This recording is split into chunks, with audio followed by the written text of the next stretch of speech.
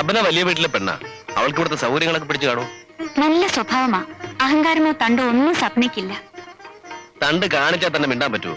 നിന്നെ പോലാണോ അവള്? അതിന് മാത്രം പൊന്നുമണമായിട്ടല്ലേ അവൾ വന്ന് കയറിയിരിക്കുന്നത്. എന്റെ ബാപ്പയ്ക്ക് അതിനുള്ള കഴിവില്ലായിരുന്നു.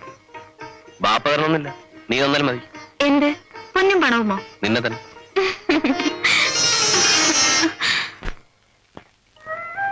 നൂർജഹാനെ, നീ 2 പാത്രം ചായ കൊണ്ടുപോയി അയ്യൂബിന് സപ്നയ്ക്കും കൊടുക്ക്.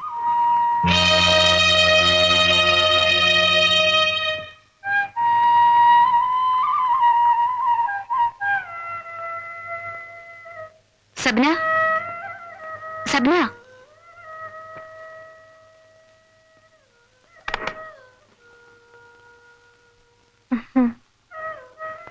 ഇപ്പൊ എന്തിനാ നിനക്ക് ബുദ്ധിമുട്ടുന്നു? ഞങ്ങൾക്ക് വേണ്ട കാപ്പി ഞാൻ ഒന്ന് എടുത്തുകൊണ്ട് പോരുമായിരുന്നല്ലോ. ഇതൊക്കെ ഒരു ബുദ്ധിമുട്ടാണോ?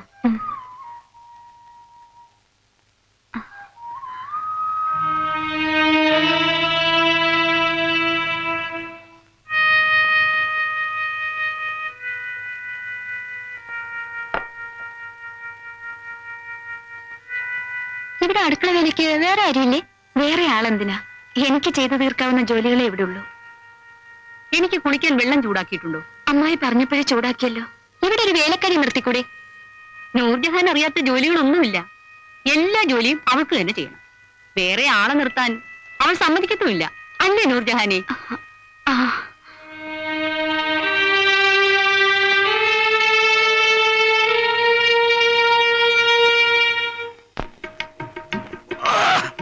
കണ്ടാരടങ്ങ തുറക്കണമില്ല. അല്ലേ അവിടെ കിടക്കട്ടെ, ആരെങ്കിലും അടച്ചോളൂ. അതോ എന്തൊരു മഴയാണിത്, ഒരു കാര്യവും നടക്കൂല ഇത് കാരണം.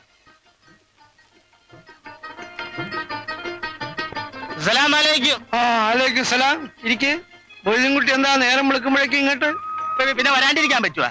സ്ത്രീധന 1 ലക്ഷം രൂപയും 50 പവന്റെ സ്വർണവും ഒരു കാലം നിങ്ങൾ മേടിച്ച് കല്യാണം കഴിച്ച് ചെറുക്കനും പെണ്ണും കൂടി സുഖാവുകയും ചെയ്ത്, എന്നിട്ട് മൊയ്തീൻകുട്ടിയുടെ അക്കൗണ്ട് നിങ്ങൾ തീർത്താ? നമ്മളെ 3% കാര്യമാണ് ഈ പറയണതേ. എന്ത് കുടി കിട്ടി? ബ്രോക്കർ കൂലി. കൂലിയും കീലിയൊക്കെ പറഞ്ഞ് വെറുതെ ആരെ കൊച്ചാക്കരുതിട്ട ഹാജിയാരിക്ക. അതൊക്കെ പഴഞ്ചനാണ്. ഇപ്പോഴത്തെ പേര് ബ്രോക്കർ കമ്മീഷണറാണ്. കമ്മീഷണറോ? കമ്മീഷനോ? കമ്മീഷൻ മേടിക്കുന്നവരാണല്ല കമ്മീഷണർ. നമ്മുടെ അക്കൗണ്ട് ഇപ്പൊ ക്ലോസ് ചെയ്യണം. എടോ കമ്മീഷണറെ, പലപ്പോഴായിട്ട് രൂപ കുറെ താൻ വാങ്ങിയിട്ടുണ്ടല്ലോ. എന്ത് മേടിച്ചിട്ടുണ്ടെന്ന് എന്ത് ഭർത്താനാണ് ഈ പറയണത്? ചായക്കും ബസൂലിക്കായിട്ട് ഒരു 100 രൂപ മേടിച്ചിട്ടുണ്ട്. ഇപ്പോഴത്തെ കണക്ക് വല്ല ഇക്കാക്കറിയാവാ? 3% ആണ്. അതാണ് യൂണിയൻ തീരുമാനിച്ചിട്ടുള്ളത്. അല്ല, നിങ്ങൾക്ക് വായോ യൂണിയനും ഒക്കെ? എന്താണ് പാടില്ലേ? എല്ലാവർക്കും യൂണിയൻ ആകാമെങ്കിൽ പിന്നെ ഞങ്ങൾക്ക് എന്തുകൊണ്ട് പാടില്ല എന്ന്?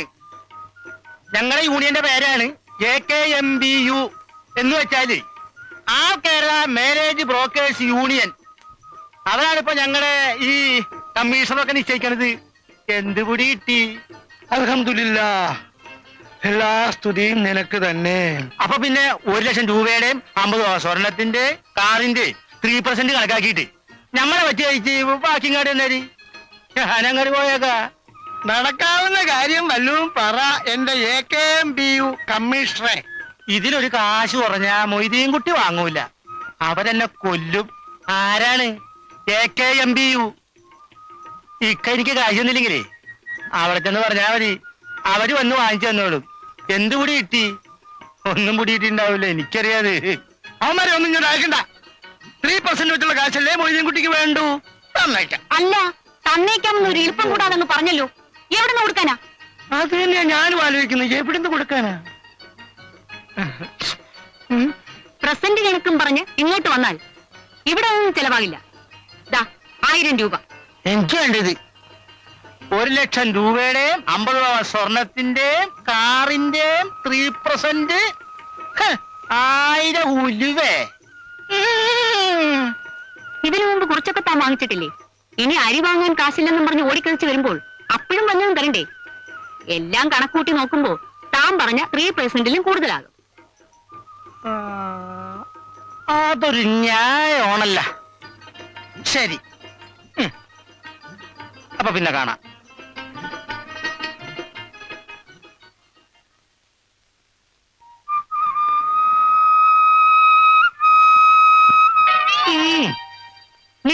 ഇത്തരം കാര്യങ്ങളിൽ ഇടപെടരുതെന്ന് പലപ്പോഴും ഞാൻ പറഞ്ഞിട്ടുണ്ട്.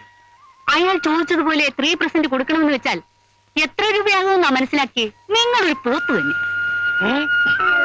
അൽഹംദുലില്ലാ, എല്ലാ സ്തുതിയും നിനക്ക് തന്നെ. നൂർജഹാനെ, നൂർജഹാനെ, ദാ വരുന്നമ്മായി. എന്താ അമ്മായി? ഈ മുറിയുടെ ഒരു കിടപ്പ് കണ്ടോ? നീ ഇവിടെയൊക്കെ ഒന്ന് അടിച്ചു വൃത്തിയാക്ക. അടിച്ചു കഴിഞ്ഞിട്ട് ഈ തുണികളൊക്കെ ഒന്ന് അലക്കിയിട.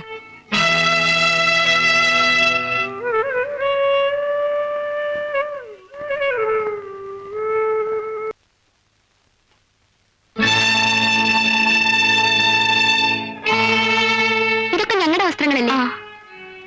ഇവിടെ വേലക്കാരി നിർത്താൻ പറ്റില്ലെങ്കിൽ ഞങ്ങളുടെ വസ്ത്രങ്ങൾ ഡോബിഡി കൊടുത്തോളാം. ഇത്തേക്കൊണ്ട് ഇതൊന്നും ചെയ്യിക്കരുത്. ഞാൻ പറഞ്ഞു ചെയ്യിച്ചതൊന്നുമല്ല, അവൾ അവളുടെ ഇഷ്ടത്തിന് ചെയ്തതാ. കേട്ടോടി, നീ തോന്നിയാസം കാണിച്ചിട്ട് കുറ്റം എനിക്ക്. ഇത്ത ഇത്ത എന്താ ഒരു വേലക്കാരി നിർത്താൻ സമ്മതിക്കാത്തത്? അമ്മായി പറഞ്ഞത് കേട്ടാണോ സപ്ന ഇങ്ങനെ ചോദിക്കുന്നത്? ഒരു വേലക്കാരി നിർത്താൻ അമ്മായി സമ്മതിക്കില്ല. നിന്നെ അറിയിക്കാതിരിക്കാൻ വേണ്ടി അമ്മായി ചുമ്മാ അങ്ങനെ പറഞ്ഞതല്ലേ. അത്രയ്ക്ക് പിശിക്കാണ് ഈ അമ്മായി. അത് വഴിയനെ അറിഞ്ഞോളൂ. അമ്മായി, അല്ല ഇതാര് ഷേജയോ?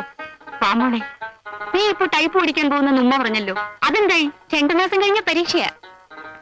സപ്നയ്ക്ക് ആളെ മനസ്സിലായില്ലേ? മനസ്സിലായി. എന്നാ നിങ്ങൾ സംസാരിച്ചിരിക്കും, ഞാനിപ്പോ വരൂ.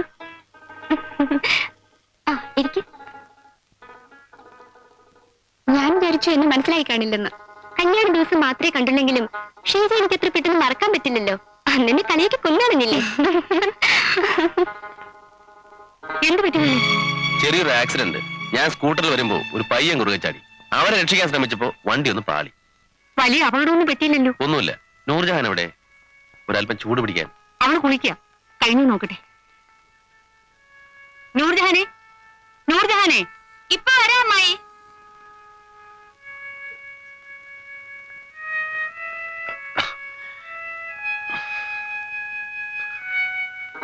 ഈ തൈലം ഒന്ന് പുരട്ടി ചൂട് പിടിക്കാൻ. ഞാൻ പറ്റിക്കോ. കൈ ചീത്താക്കണ്ട, ഞാൻ പുരട്ടി തരാം. ഞാൻ പുരട്ടി തരാം. ശരി, ഇത്രയ്ക്ക് ഭാരിച്ച ജോലികളൊന്നും നീ ചെയ്യണമെന്നില്ല.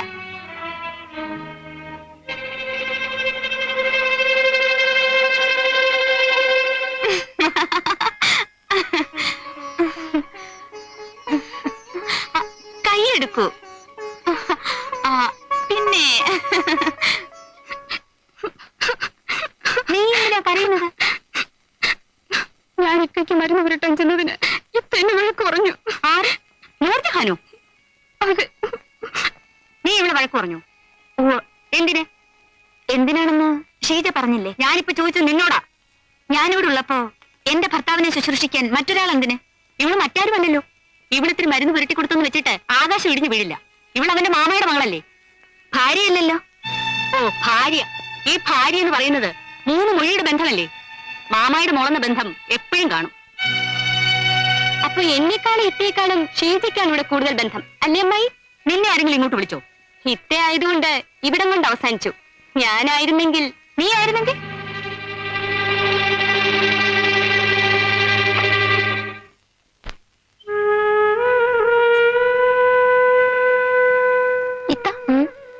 എനിക്കൊരു സംശയം.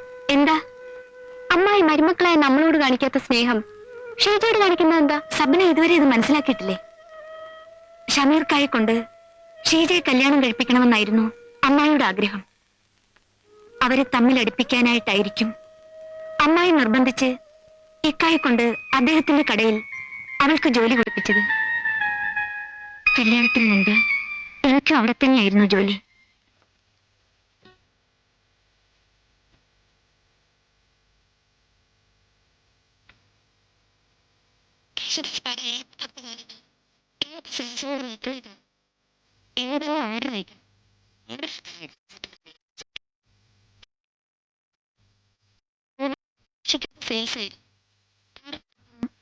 അവർക്ക് ചെപ്പ് അയക്കണമായിരുന്നു. ചെപ്പ് അപ്പരാൻ ഇല്ലായിരുന്നല്ലോ.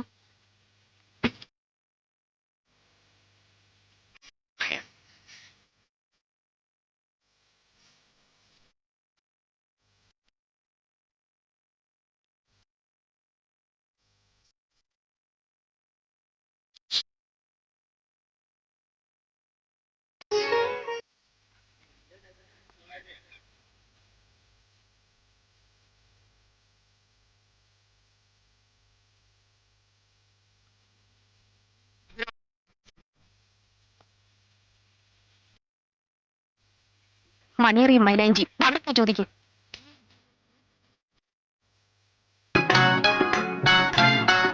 ഷമീർക്ക വീട്ടിൽ നിന്ന് കൊണ്ടുവന്നതാ. എന്താ വിശേഷം? ഇന്ന് പാപ്പയുടെ പിറന്നാളാ. അതേ മോനെ, എല്ലാ വർഷവും എന്റെ പിറന്നാൾ കൊണ്ടാടണമെന്ന് എവർക്കാ നിർബന്ധം. കുറച്ച് ദിവസമായി നിന്നോടൊരു കാര്യം പറയണമെന്ന് ഉദ്ദേശിച്ചിരുന്നു. എന്താ മാമ? ഷീജയ്ക്ക് കല്യാണ കാര്യങ്ങൾ പലതും വരുന്നുണ്ട്. പക്ഷെ തുറന്നു പറയാമല്ലോ, എന്റെ മനസ്സിലെ ആഗ്രഹം അവളെ നിന്നെ കൊണ്ട് കെട്ടിക്കണമെന്ന്. എന്താ നിന്റെ അഭിപ്രായം? ഞാൻ ഇതുവരെ അതേക്കുറിച്ചൊന്നും ആലോചിച്ചിട്ടില്ല. എന്നാ ഇപ്പൊ ആലോചിച്ചോ. അവക്ക് നീ എന്ന് പറഞ്ഞ പ്രാണനാ. ഷീജയോട് എനിക്ക് വിരോധമൊന്നുമില്ല. പക്ഷേ മാമ പറഞ്ഞ കാര്യം സമ്മതിക്കാൻ അല്പം ബുദ്ധിമുട്ടുണ്ട്. എന്ന് വെച്ചാ ഷീജയെ കല്യാണം കഴിക്കാൻ എനിക്ക് സമ്മതമില്ലെന്ന്.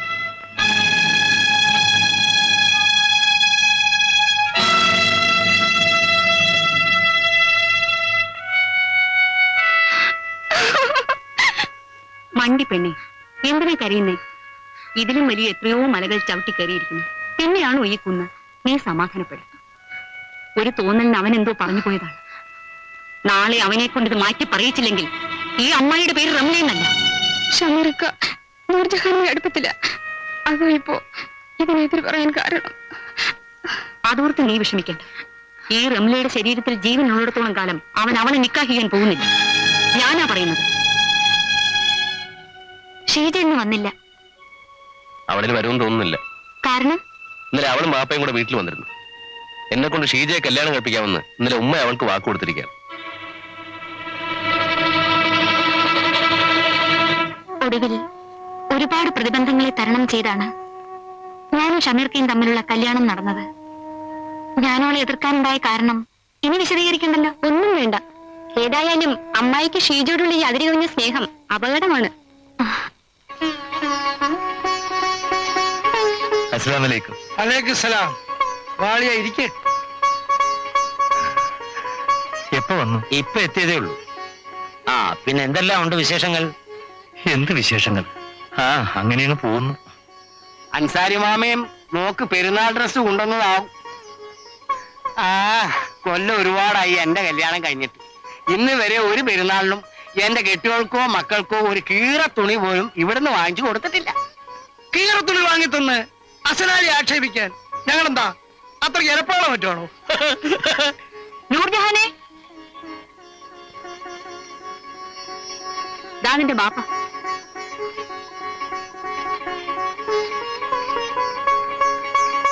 ഇതാ മോളെ ഇക്കൊല്ലത്തെ പെരുന്നാൾ പുടവ. അങ്ങനെ അങ്ങ് കൊണ്ടുപോയാലോ? ഞങ്ങളും കാണട്ടെ. ഇതാണോ ബാപ്പ കുഞ്ഞാരമൊക്കെ കൊണ്ടുവന്ന പെരുന്നാൾ ഡ്രസ്? ഇതിവിടെ കൂലിപ്പണിക്ക് നടക്കുന്ന പെണ്ണുങ്ങൾ പോലും ഉടുക്കത്തില്ല. ദാ നോക്ക്, സ്വപ്നയുടെ ബാപ്പ അവൾക്ക് കൊണ്ടുവന്നിരിക്കുന്ന പെരുന്നാൾ പുടവ.